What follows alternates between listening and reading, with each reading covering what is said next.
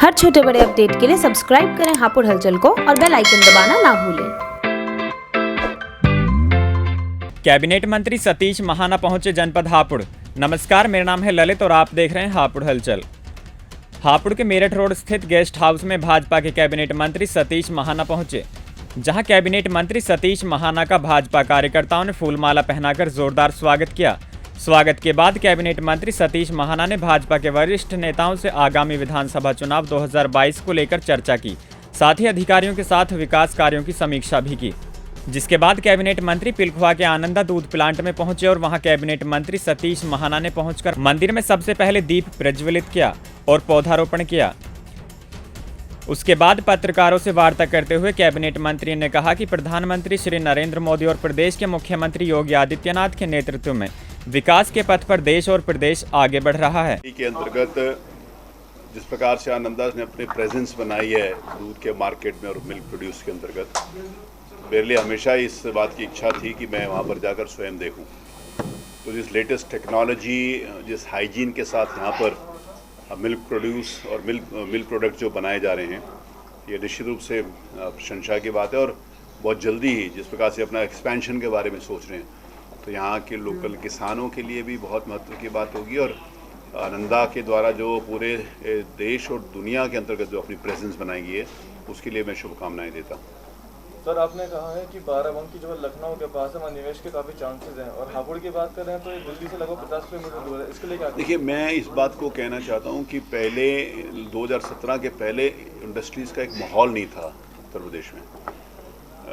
आज तो बाराबंकी की बात होती है या नोएडा की बात होती है या प्रदेश के हर क्षेत्र के अंतर्गत, चाहे पूर्वांचल में फूड प्रोसेसिंग यूनिट्स हों उनकी बात हो, या अलग अलग स्थानों के ऊपर आवश्यकता अनुसार वहाँ की डिमांड, वहाँ की इनकमिंग रॉ मटेरियल के हिसाब से डिमांड हो, एक माहौल बना है कि अब इंडस्ट्रीज उत्तर प्रदेश में आके सुरक्षित है।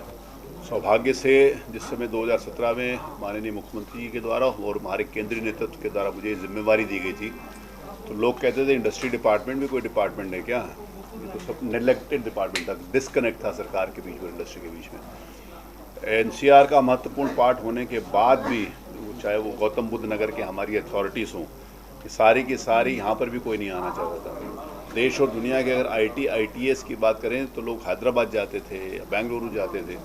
हमने पहला इन्वेस्टर समिट किया तो मैं वहाँ पर रोड शोज़ करने के लिए गया, हैदराबाद भी गया, बेंगलोर भी गया, मैं चेन्नई भी गया, मुंबई भी गया, अहमदाबाद भी गया, कलकत्ता भी गया, दिल्ली भी गया, जहाँ हर जगह लोगों को आश्चर्य होता था कि यार उत्तर प्रदेश के इंडस्ट्री मिनिस्टर यहाँ पर इंडस्ट्री को बुलाने के लिए, इन्वाइट करने के लिए आए। आज मैं इस बात को बड़े गर्व के साथ कहता हूँ कि अगर विदेशों से कोई इंडस्ट्री लगाने के लिए हिंदुस्तान में उतरता है तो वो दिल्ली में उतरता है। पहले उतरता था चेन्नई में, बेंगलोर में, मुंबई में, अहमदाबाद भी बहुत महत्वपूर्ण डेस्टिनेशन होता था। आज दिल्ली में उतरता है और आधे घंटे में उत्तर प्रदेश आ जाता है।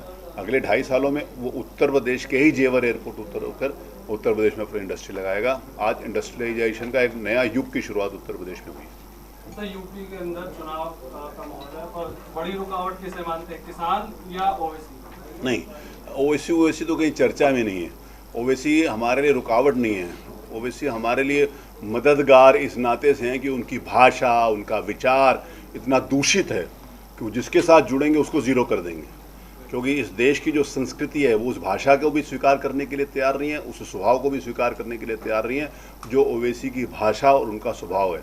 जो उनके विचार है सांप्रदायिकता फैलाकर समाज को बांटने का, वो आज इस देश की और प्रदेश की जनता इसके लिए स्वीकार नहीं करती। इसीलिए वो जिसके साथ हूँ, मैं ओवैसी की पार्टी और उनको शून्य मानता हूँ। और मैं मैथमेटिक्स का स्टूडेंट हूँ, शून्य को जिसके साथ गुणा करेंगे वो शून्य हो जाएगा।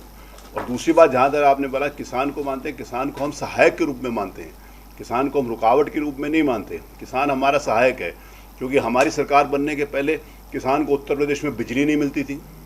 बिजली के लिए अगर उसको अपनी सिंचाई के लिए ट्यूबवेल का चलाने की जरूरत है, सर्दियों में भी घनघोर सर्दी में जिस समय बाहर सिंचाई के पानी की आवश्यकता होती थी, तो रात को सोता हुआ भी आंख खोल के देखता था कि बत्ती आएगी तो ट्यूबवेल चलाएंगे। अब उसको बत्ती के लिए इंतज़ार नहीं करना पड़ता। किसान को सबसे महत्वपूर्ण बात है, किसान सम्मान निधि के माध्यम से दी। पहले किसान को खाद के लिए लाठी गोली खानी पड़ती थी, अब किसान के लिए ये सरकार किसानों के लिए समर्पित है। किसान हमारा मेन सहयोगी है सरकार बनाने के लिए, बाधा नहीं है। सर आपने कहा था कि जातिगत राजनीति मैं एक- नहीं करता हूँ, जातिगत राजनीति से आपका सरोकार नहीं है। मायावती ब्राह्मणों पर अपना जो निशाना साध रही है, उन्हें साधने की कोशिश है, तो कुछ तरीके से कितना फर्क देखिए, पाएगा? मैं उनकी बात, मायावती जी की बात, क्योंकि उनका अन्य राजनीतिक दलों का जो आधार है राजनीति, वो केवल जातिवाद है कि इस जाति को उस जाति की बात कर दो, जाति की बात करते हैं। सौभाग्य से इस देश की राजनीतिक दिशा और दशा को बदलने का काम इस देश के यशस्वी प्रधानमंत्री ने 2014 में प्रारंभ किया। अब विकास की राजनीति होती है। आज जिस समय बिजली की बात है, तो बिजली पूछ कर नहीं जाती कि इस घर में कि कौन सी जाति की और कौन सी बिरादरी की और कौन से राजनीतिक दल के हो, वो नहीं जाती। अब मायावती जी 4.5 साल तक पता नहीं कहाँ गायब थी। मेरे ख्याल है मीडिया में भी नहीं दिखाते थे और वो भी नहीं होता था। अब उनको अपनी प्रेजेंस बनाने के लिए जो जाति के नाम के ऊपर तिलक तराजू और तलवार के नारा देती थी, जो इस दो राजनीतिक दल मिलकर, समाजवादी पार्टी और बहुजन समाज पार्टी ने जिस समय मिलकर सरकार बनाई थी, तो इन्होंने एक नारा दिया था कि मिले मुलायम काशीराम, हवा में उड़ गए श्री राम। तो ये उनका ही नारा था। तो आज वोट के लिए लोग बेवकूफ़ नहीं है देश और समाज के अंतर्गत, आप कुछ भी करेंगे। वो उनके पार्टी के नेता जो ये सम्मेलन, ब्राह्मण सम्मेलन कर रहे हैं, हमारे एक बहुत वरिष्ठ नेता ने बहुत अच्छी बात कही थी कि मायावती जी जिनको अपने पास उन्हीं को नहीं बिठा सकती, वो दूसरों का सम्मान क्या बचा पाएंगे। जिनकी कुर्सी केवल अकेले लगती है और बाकी सब ज़मीन के ऊपर बैठने का काम करते हैं, वो समाज की इज्जत और समाज का सम्मान, समाज का आदर करना जिन्होंने सीखा ही नहीं है, वो समाज को कहाँ से जोड़ पाएंगे। उन्होंने कहा कि जनता को भाजपा पर पूरा विश्वास है और आने वाले विधानसभा चुनाव में भाजपा की ही सरकार बनेगी। इस खबर में फिलहाल इतना ही। हापुड़ और आसपास की तमाम छोटी बड़ी खबरों के लिए आप जुड़े रहिए हमारे साथ। हम हैं हापुड़ शहर का नंबर 1 न्यूज़ चैनल हापुड़ हलचल। नमस्कार।